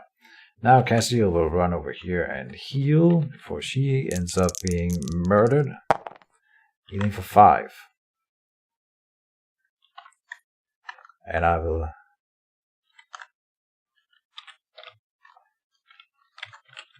Of course, he says I can't blame him for trying, and that's absolutely true. I was worried that he would, like, Seeking Dispel it and then hit me with this attack spell. That would have been rough. But yeah, we live yet, so let's see if he can finish the job this turn or the next. Otherwise, I think it's going to be tricky for him, because I'm going to be healing a lot now. And of course, I will be going all in on the healing now. We're also going to try to kill that vampire. I would love to do that.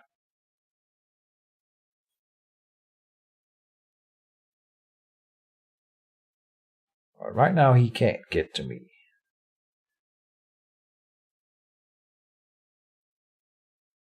Oh, the meditating monk could come down and attack me. Oh, he didn't do that. That would have been fun. Alright. So I will move... What do? I move up and attack the vampire with the Dragonclaw Wolverine here.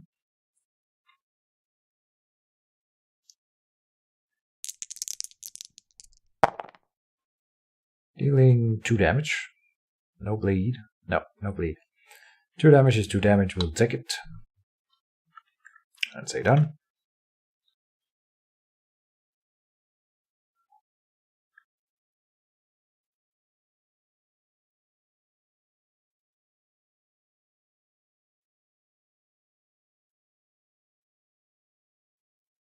And he says pass, which he can do, yes. So I think I still got a drink with my other Wolverine here. I really don't want to lose it.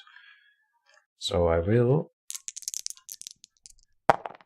Gotta get it up to more good health now that it's not being force crushed anymore. We need it back in the fight, but it's too early to start running in with it.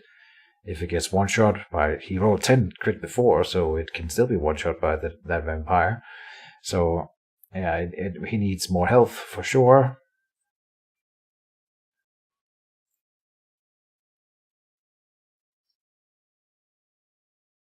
Now he does have to act.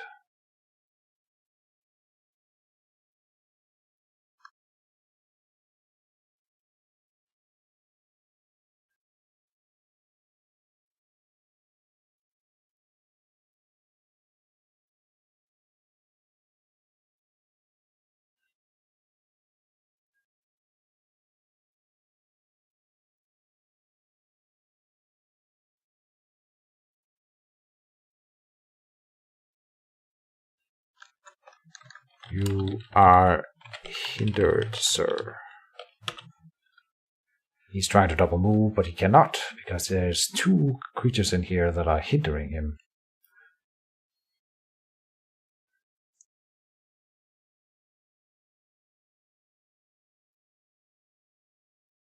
He targets his Force Master stats.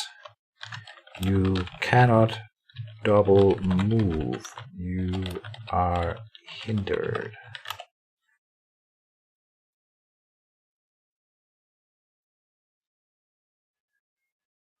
when there's another non-flying creature in your zone that is not a pest, you cannot double move out of the zone because your creatures are considered hindered.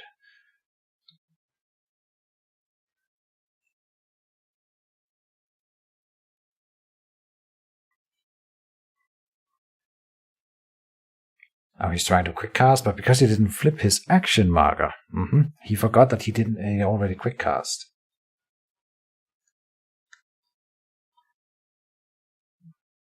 So that's why you should always flip your markers, even though you are thinking maybe I don't need to, because everyone knows what's going on. Some you might forget yourself, so always remember to flip your markers.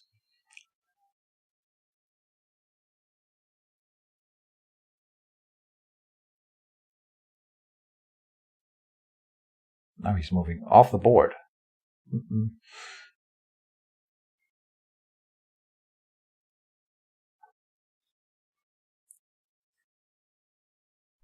There's a lot of stuff going on in Mage Wars at all times, so it's a good time to remind everyone that patience is key and it is a virtue, definitely in this kind of situation. Did I pay for 2 for my... Yep. It is in the log.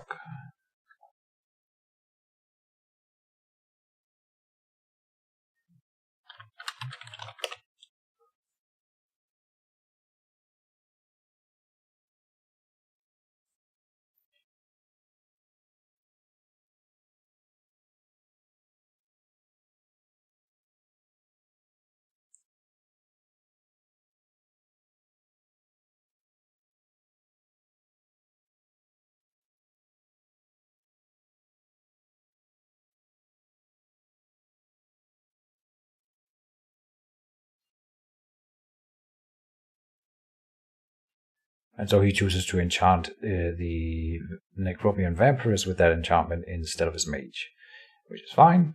Then it is the Angel's turn, and with the Angel, I'm gonna not guard with it anymore and just no problem, sir.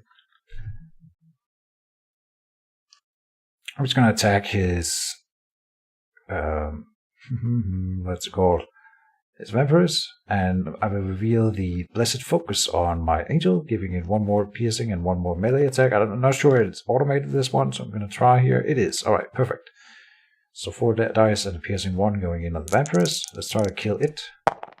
Ooh, that good roll, dealing 6 damage to the Vampirist here. Lovely. Looks like we might finally be able to take it down. It's at 8 damage now, but of course it has an attack this turn, with which it can heal by attacking something else.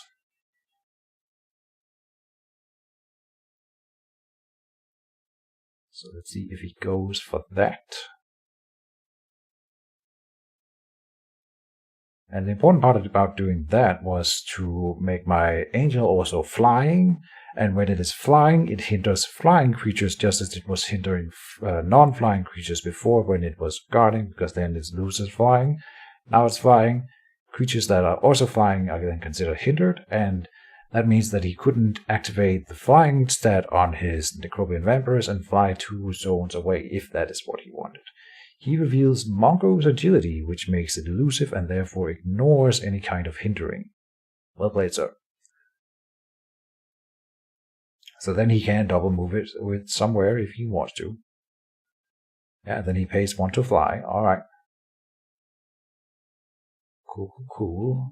But he can't hit my mage's turn because it's not fast. So it'll fly to my mage. And then do nothing, I suppose. Yeah, done. Okay, so I will move into the spring zone. And heal and try to stay alive that way. Healing for 2 damage. Then I have a quick cast. I'll also pay for removing the corrode, which the spring can also do.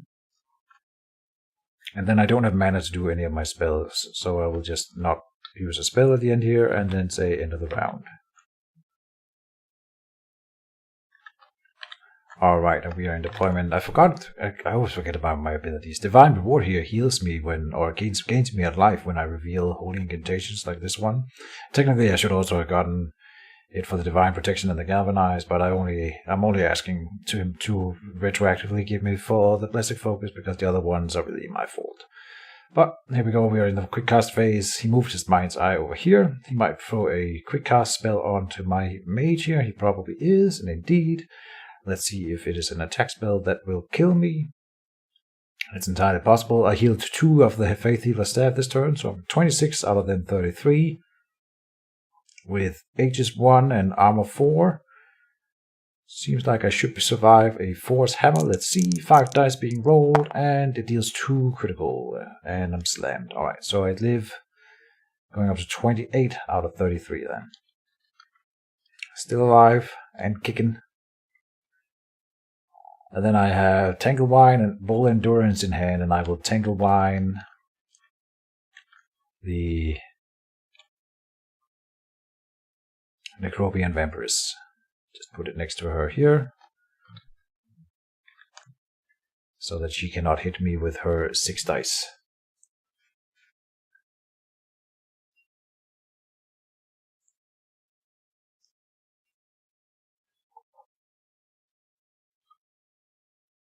So I might still live. He has 3 mana left, which is not a lot for doing trickery.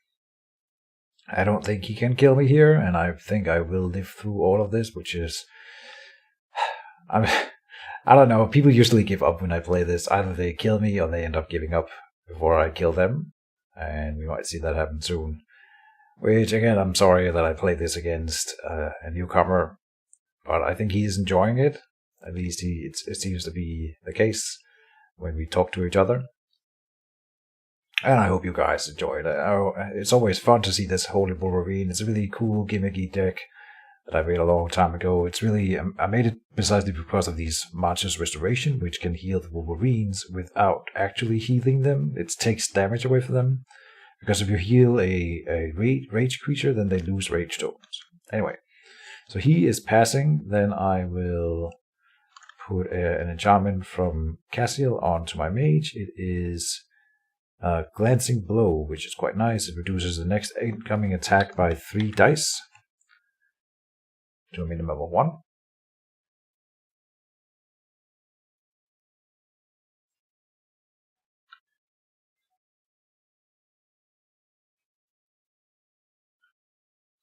Oh, and I should have used the Hand of Imshila to heal myself. I'm forgetting all the things.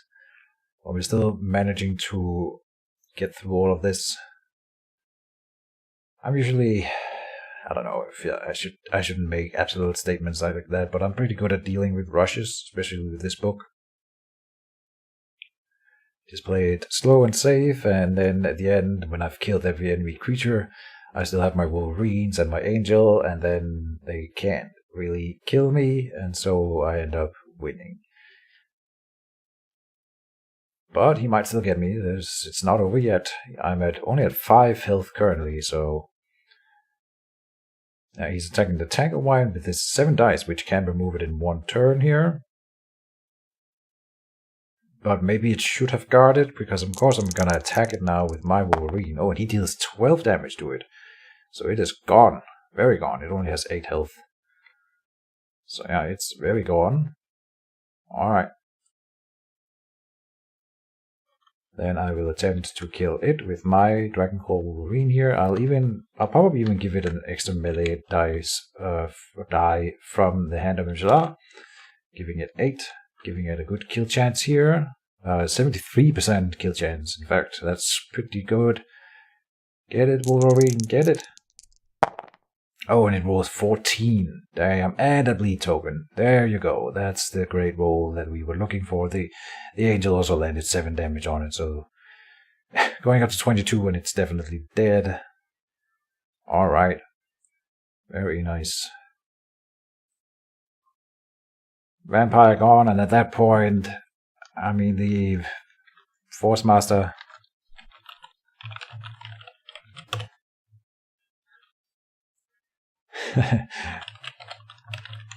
Very dead.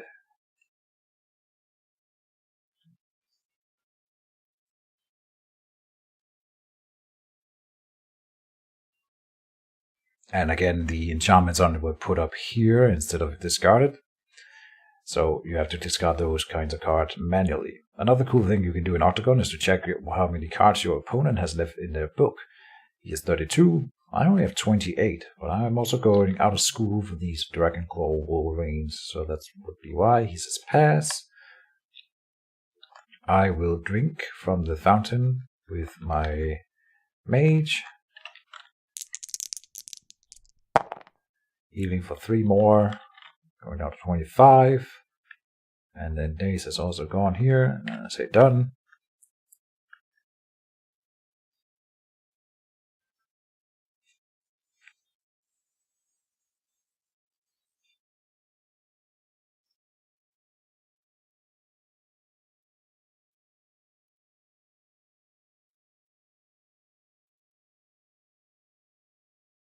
He's activating his mage. And it is moving 1 up. Because it's still hindered, so he can only move 1 square or 1 zone. And he might force pull me to try to get a hit in the next turn. He tells me to do a pull-up, but I cannot really do pull-ups. I used to be able to do pull-ups when I was back in the army and such, but I lost that upper body strength a long time ago, so I'm kidding. I'm joking around. Let's just attack the Force Master with this Dragonclaw Wolverine here.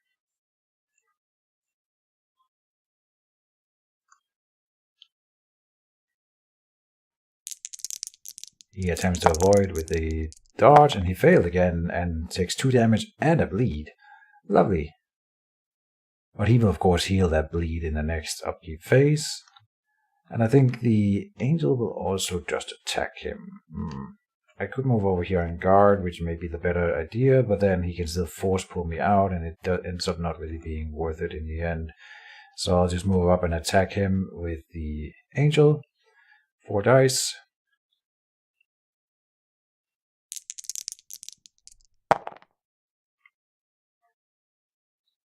Dealing 5 damage, so a total of 7 going in on this round, and now we will start working on him, and then that is the end of the round.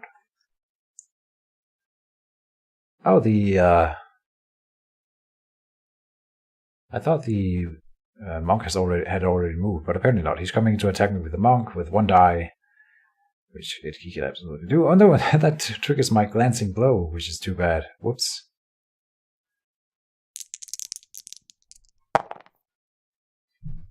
But it's fine.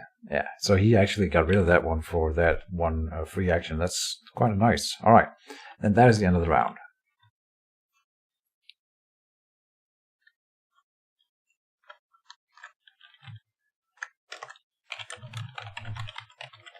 Nice move though.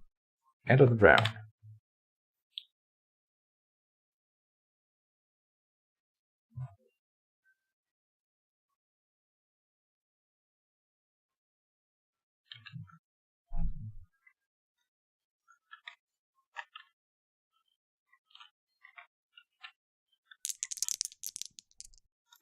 Alright, we're in the first quick cast phase, so I have Temple of Light, Bow's Endurance in hand, and Martyr's Restoration on Cassiel. I'm going to start the round by just casting the Bow's Endurance on myself, effectively giving me 4 extra health to work with this round.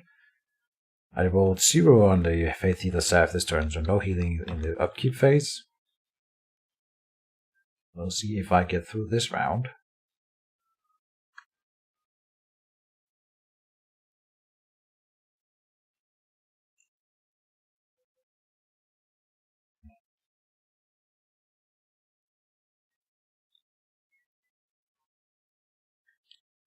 He spends a quick cast action to cast something on to me.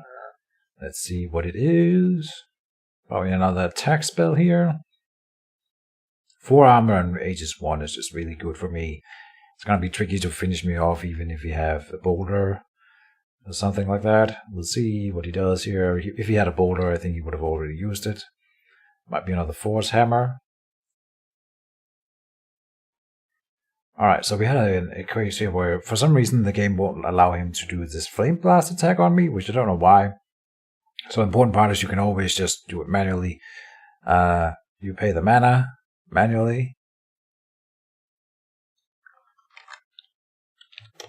pay mana, then press F1 to roll dice. Alright, and he rolls 3 dice, which is accurate, and I get 1 damage off of that. 3 normal and 1 normal, no burn roll from this Flame Blast. 5 mana paid. Perfect. And that was still in the first quick cast, where you can see the faces up here.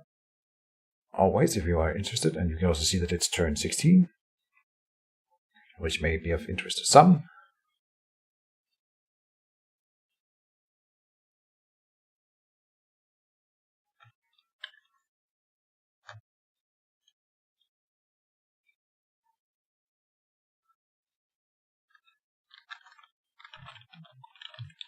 Then end phase.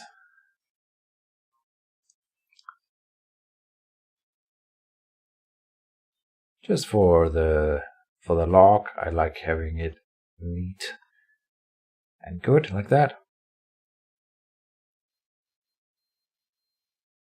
Alright, so I move down, and of course I just continue to heal off of this Renewing Spring. He could have pulled me away from it, which I thought he might have tried. But here we go, healing 4. Yeah, you gotta remove the Renewing Spring against a priestess like this. You can't let them have it, unless you know for a fact that you can either win the zone, like take control of the zone and just murder everything inside it, or keep them away from the spring long enough that they can't use it. The spring is always tricky, and it's arguably one of the best cards in the game. It's definitely a winning card in many types of games, especially one like this. Alright, he says he wants to play one more round.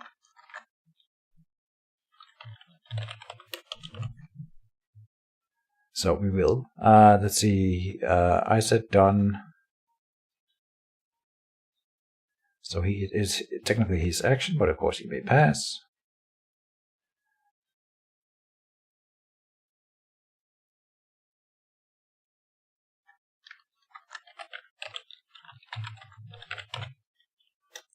Oh, and here comes the monk. Attacking me.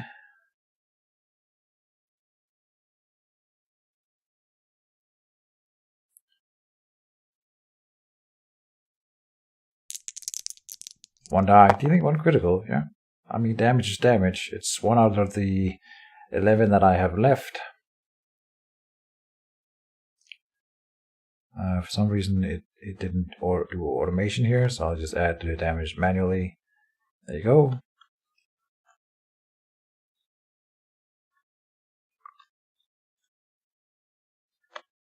Then Cassia will cast Martial Restoration onto me, lowering my damage by 5 and taking them onto herself.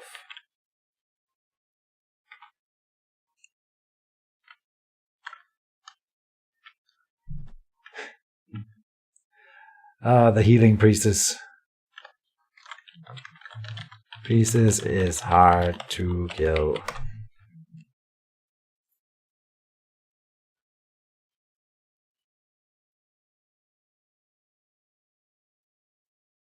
So what did I think that he could have done better? I think he should have gone for the Renewing Spring, but before even that, he needed to kill my creatures. Like, the counter argument is he got me to 29 out of 32 at that point, even though I should have had more if I had remembered all my abilities. But regardless, he was really close to killing me, so of course there's that argument that he got really close, and of course he can get to that tipping point where he just kills me and then he wins the game, having ignored everything else. But failing to do that, then the opponent will heal when they play a Holy Mage like I do. And so it's a decision you gotta make early in the game. Not round 1, but like round 5 or 6 at least. You gotta make that call. Do I go for the creatures that he's put on the board and try to win the creature game, or do I go for the mage? And I will argue, and I think he agrees, that he focused incorrectly. Now he's going for the creatures. He can still win this. There's no saying that he can't. I mean, he's got a pretty, not pretty tanky, but he's got the Galtar and the Regrowth build, right? And he deals a ton of damage with his mage right now. So he may still just kill this Dragonclaw Wolverine, and if you can kill the next one, then I don't have any killing power. I'm gonna have to dissolve that regrowth build, and that might still be like equipment in his book that I'm not seeing. Here's a 3 damage attack onto the Wolverine. This is gonna give it a rage token, 2 rage tokens if he hits it twice. So I'm gonna go in here and add a rage. Alright, so he says he's stuck in manual for everything, which is, it happens sometimes, and we've never determined why. He had a disconnect in the last upkeep phase that when it happens, sort of all of the automation goes away, and then you have to play the rest of the game without it, but we can do that, and he says no problem, yeah, so it's fine. Alright, so I will move my creature over here, my Stranglehold Wolverine, and try to finish off the monk here that is harassing me with the 7 dice. Dealing 10, so poor monk, it gets eviscerated by this Dragonclaw Wolverine.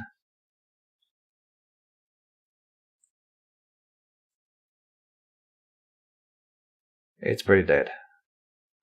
Yeah. So then I will use the Hand of Imshadal to heal my Wolverine here, because right now he's going for the creatures and I don't want to lose them. Then this Wolverine activates and attacks his mage.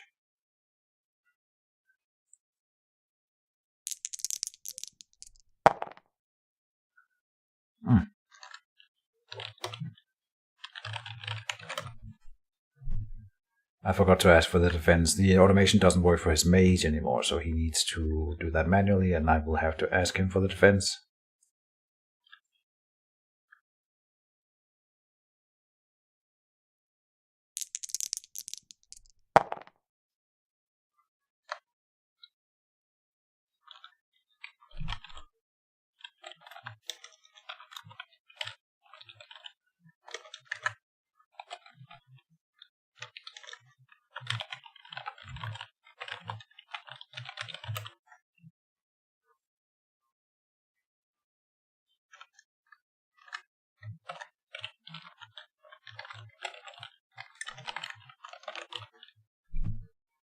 So he rolled his defense and dodged that attack.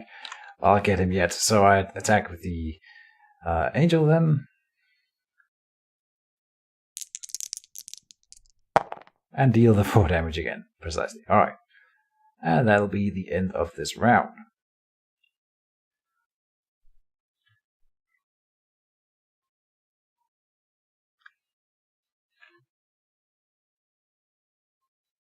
And here's his book. Alright, we get to see his book here, so let's see what he had left. War Thought Spores, a Charm, a Psylocke. Interesting. Alright. Never see that one in play. Confusion is really cool. Colossus Belt. Okay. That one's actually really good for the Force Master, so I kind of enjoyed that. And the Spike Buff, awesome. Yeah, lots of good equipment here. He might enjoy a Battle Forge. 2 steel equipments is also really nice. No Pillar of Righteous Flame. Just this book because it doesn't have anything too fancy. Yeah, I would. This is probably what I would call a fun book. But it is fun, and it was fun. I really enjoyed this game. I hope you guys did so at home. And I hope Mr. Chaos will enjoy this commentary. I hope all new players learned something from this, or that it was at least helpful. And with those words, I think it's time to end it here. So thank you guys as always for watching, and see you next time. Bye-bye. Oh, and I thought I would mention right here at the end, there's a new tournament. It will be, I think it will be too late to sign up once this video comes out. That's kind of bad. Yeah, but there will be a new tournament coming soon, and once those games start getting played, I will be recording every one of my tournament matches, and so that will dominate the channel. The Mage Wars part of the channel, at least for a good few months to come. It'll be tournament games all the way. I hope you guys will enjoy it. It should be fun. It's called Mage Wars, and it has all kind of crazy rules. You can read it in the Discord or on the forum. And tell me what you think about them, or tell Kosher what you think about it, because he's the one who made them up. And yeah, so with those words, I will end it here. Thank you guys, as always, for watching. I hope you enjoyed it, and see you next time. Bye-bye.